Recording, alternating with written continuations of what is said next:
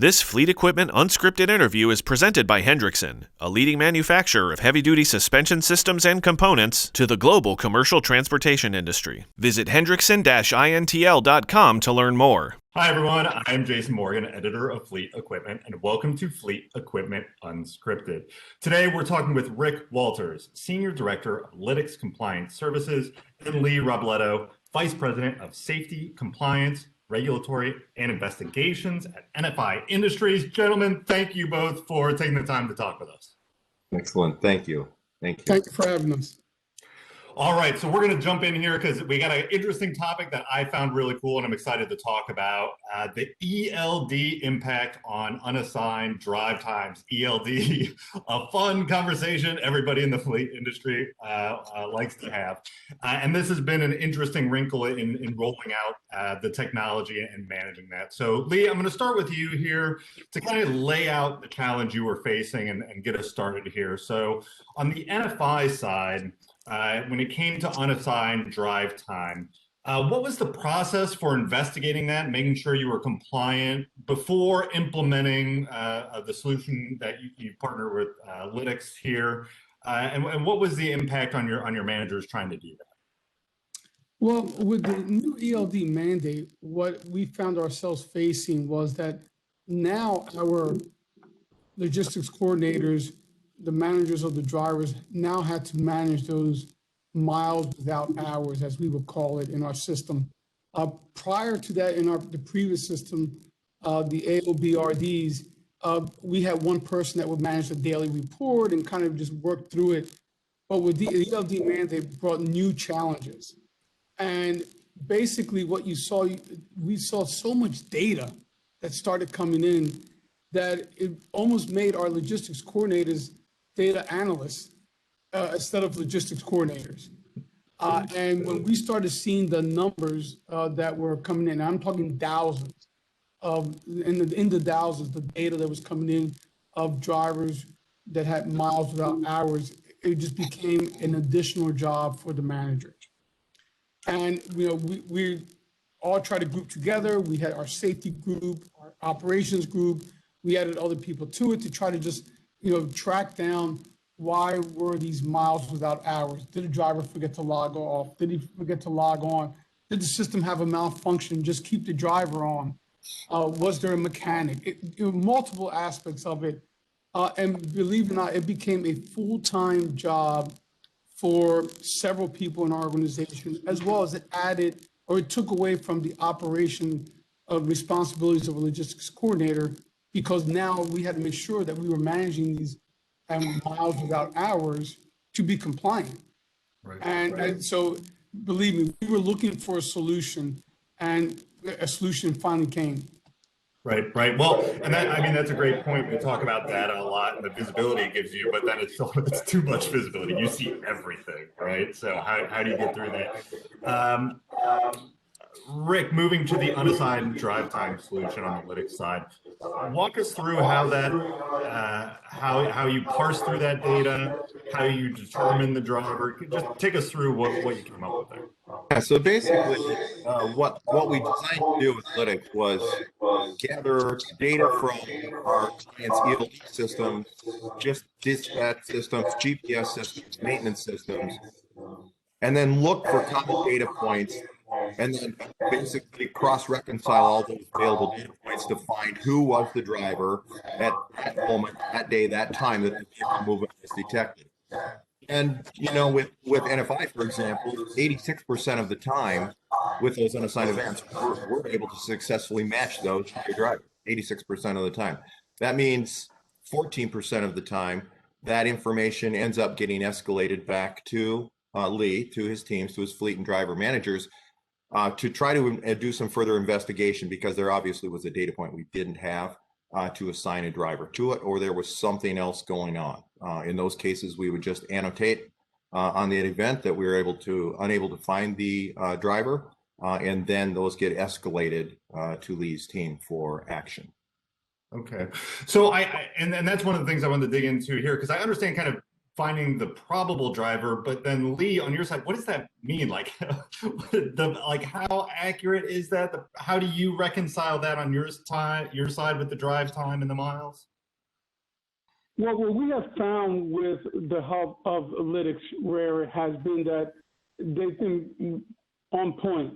The 14% that we have to go back and work through is so much more manageable. Many times what we're finding out is that it's our mechanic moving the truck through the yard. In some record, the driver just forgot to log off or did not log on, and we're able to rectify that very quickly. So what this process has helped us do, it's narrow the funnel of data that's coming to us so that it's more manageable for the logistics coordinator, our frontline leaders, to make sure they're able to look at the data, make the corrections, work with the driver, and make us compliant. Okay, that makes a lot more sense there too, because I was thinking, a lot of times, and I'm guilty of this too, you think of the technology, and it's like, oh great, it does all this for you. It tells me who probably the driver is, that I can just check a box and move on. But to your point, you have to make sure that's correct. You have to actually talk to the people on the ground and line all that up.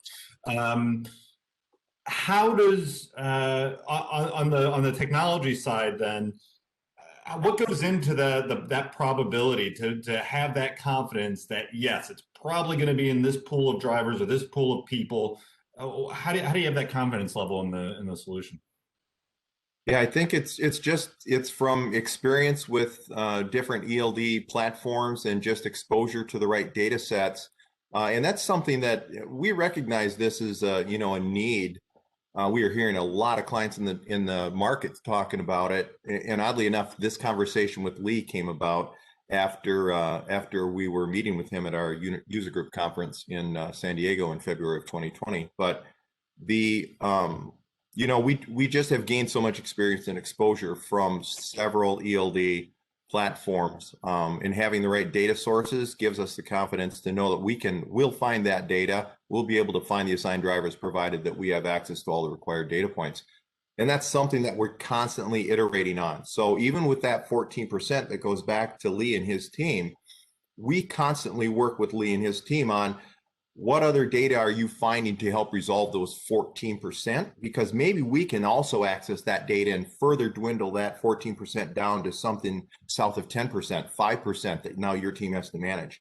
Our ultimate goal is to help Lee and his team help our clients take their internal resources and put them on higher value add tasks that help them drive the business forward and not take on this administrative burden of managing the unassigned drive time events. Right. And one of the things you hit on there that I want to quickly touch on too is the idea of how much data you need to get from your partners, right? Like Lee and NFI, the importance of that integration, right? I know we talk about it a lot, but understanding, okay, you're going to have ELD providers from different providers. You want to put it into a solution from another provider, and you're the customer. You want to make all that work. Do you find that? How do you recommend fleets working through that, get those people to the table? Or do you have any tips for bringing them together? Yeah, typically when we bring a new customer on board with this service, with the unassigned drive time service, we'll sit down with them the very first thing and we'll do a discovery meeting. We'll talk about all of the required data points that they're using to solve those problems today. And then we talk about access to those data points and getting the right people in the room or on the call to get access to those right data points. Because what we really try to do is we want to make sure that whatever their operational processes are on the back end aren't disrupted. So we can do the heavy lifting, we can resolve and assign those events with a very high degree of success. Ultimately, that has to feed back into their daily operational processes to make sure that it works for them. So it's really, methods, meetings, a process of discovery, getting the right people on their technical teams and our technical teams talking, getting access to the right data points, and then just running with it from there. To add some validity to Lee's, statement about thousands of events, we've spoken with carriers who have, 9,000 drivers, for example, and they're generating more than 5,000 unassigned events a day, every day. And they're using 22, 23, 25 FTEs, and that's their full-time job. That's what they do. So it's one of those I think unintended consequences of something like the ELD mandate, where fleets were working so hard at getting technology upgraded to meet the dateline of the ELD mandate that really something like this that was in the mandate really wasn't a item that was fully understood and discovered what the operational impact would be until it's in place, right? Right. You don't know the problem until you see it. Then, like Lee pointed out, just inundated with the problem you didn't even know was there. Yeah, correct. Yeah. And you're right. That I know I don't have the video yet, but yeah, it's okay. Go ahead. Good point. You make a very good point there. This was something that we never saw was going to become part of our daily operational process. And as the numbers and the data began to grow, as we implemented more of the new ELD devices, it became overwhelming. And and now, with this tool, and now that, like you said, we brought it down to 14%. What is the next step to bring it down to 10%? Because on our end, we are identifying that it is certain profit centers that are driving 80% of the issues. So 20% of the group is driving 80% of the miles without hours or unassigned driving, as we're talking about it. So as we are able internally be able to look at those particular profit centers, or as other operations will call it, or trucking companies call it, terminals or operation centers. So we go to those sites and say, okay, what is happening here with these drivers? Why are these drivers doing X? Why are they not logging on? Or is it our huge maintenance facilities that are having so many movement of our equipment off shift hours that we might need to assign them, those maintenance people, a maintenance ID to log in so that we can kind of close that loop. So yeah, I think it was something that the industry did not think about because we were so interested and concerned about what is our ELD device, what is the technology that we're going to have in our truck, and make sure that at least our company, we didn't just want to buy an ELD device. We wanted to buy a whole system with dispatcher, with maintenance, which is going to give us LED, telematics. That's what we were looking at. Right, for sure. Well, and even then, when it first really ramped up, I mean, even the focus was just on being able to train the drivers to understand the technology in the event that they're pulled over, being able to communicate that to law enforcement in a way that tries to reduce the frustration because no one knew what was going on at the time. So it's interesting to see how you're tackling now these new problems. I love the idea of that they're outliers, right? There are major trends that are driving it, to your point, that you go in and fix the actual problem, not just solving the question at hand, right? You can go in and start bringing it down. Right. That's what I was going to add to that. And Lee, you made a great point about when we not only, perform the task of assigning these, so we relieve the burden from Lee and his team, but ultimately what we're also providing is insights to where the problems are occurring through daily, weekly, monthly summary reporting, right? So that then helps Lee and his team take that information and that analysis back to their managers and say, why is this such a problem for your drivers or in your area, but not over here? Can help use his internal resources to train, retrain, improve processes, whatever. Ultimately, we want to drive this down to as low as we can possibly get it. So Lee and his team can remain on point to do the things that are most critical to driving the business forward, as opposed to taking care of these administrative type tasks. True.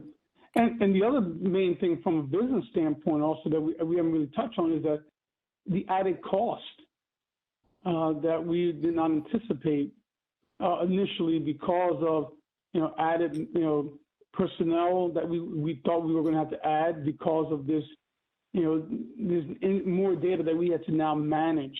The training of our logistics coordinators, because the ELD mandate has put more onus on the carrier to do certain things which was a lot less with the RBDs prior to that. So there was some added costs and that we didn't expect, and then with something like what Lytx Rare has provided for us has also helped us reduce some of the costs that we were experiencing, especially with the personnel hours that we were putting into trying to manage this data that we weren't expecting to manage before. Right. Well, and going back to it too, it's the same story we talk about in the service process of root cause analysis, right? Getting down to that root of the problem.